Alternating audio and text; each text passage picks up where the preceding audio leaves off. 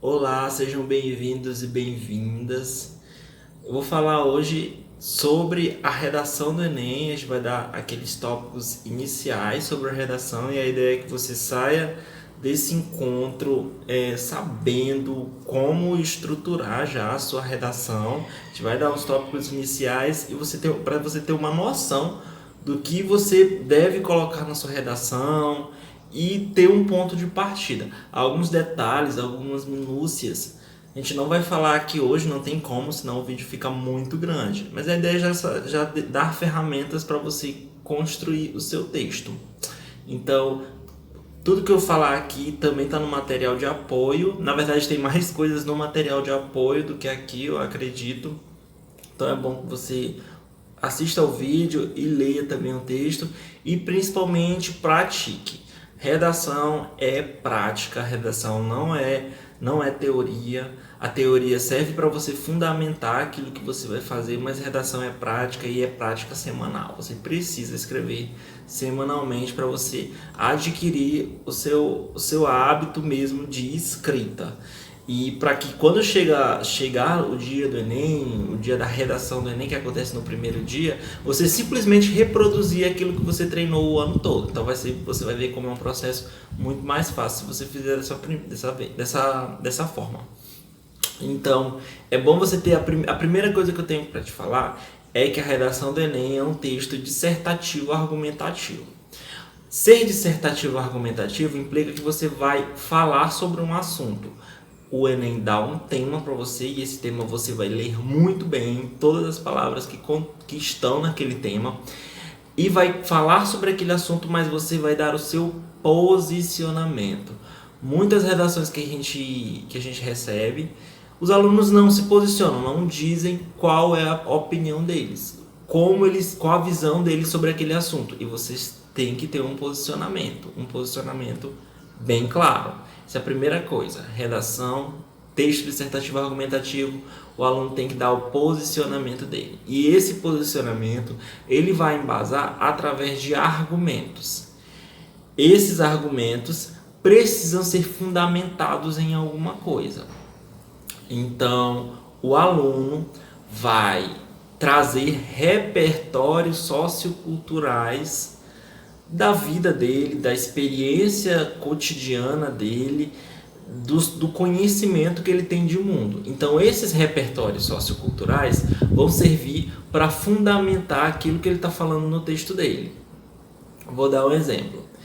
É muito diferente você dizer no seu texto que é importante que tenham doadores de sangue no Brasil. Isso é uma coisa. Você dizer que, segundo a OMS, é importante que pelo menos 1% de uma sociedade seja doadora de sangue, é outra coisa, porque aí você está fundamentando o seu texto a partir do que a OMS diz. Você percebe que o seu texto ganha muito mais credibilidade quando você faz isso? Então é isso que você tem que fazer. Repertório sociocultural, se posicionar e também manter um texto coeso. Um texto coeso é trazer sempre conectivos. Conectivos. O que são conectivos? Eu vou dar um exemplo de um parágrafo para vocês. Olhem só um parágrafo de introdução de uma redação com a temática da violência policial contra os negros.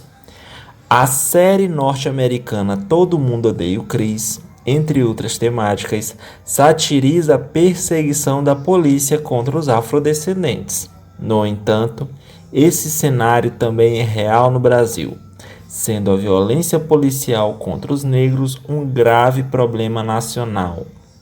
Nesse contexto, cabe avaliar como o racismo e a falta de preparo das Forças Armadas contribuem para tal questão.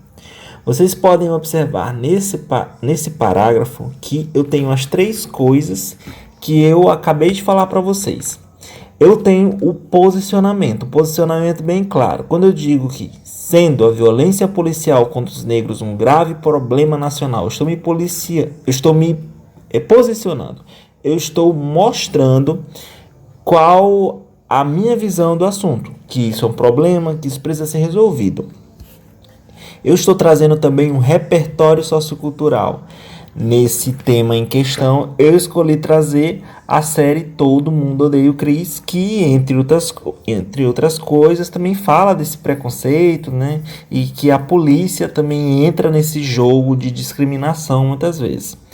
E eu também trouxe os conectivos. Eu deixei o texto bastante coeso. Vocês vão perceber que depois de cada ponto continuando, eu sempre botei uma conjunção, eu sempre coloquei um conectivo.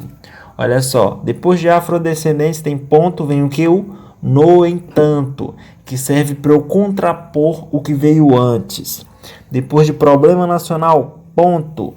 Nesse contexto, serve para eu continuar a linha de raciocínio que eu estava tomando no parágrafo. Então, depois de cada ponto, vocês vão colocar um conectivo desse tipo.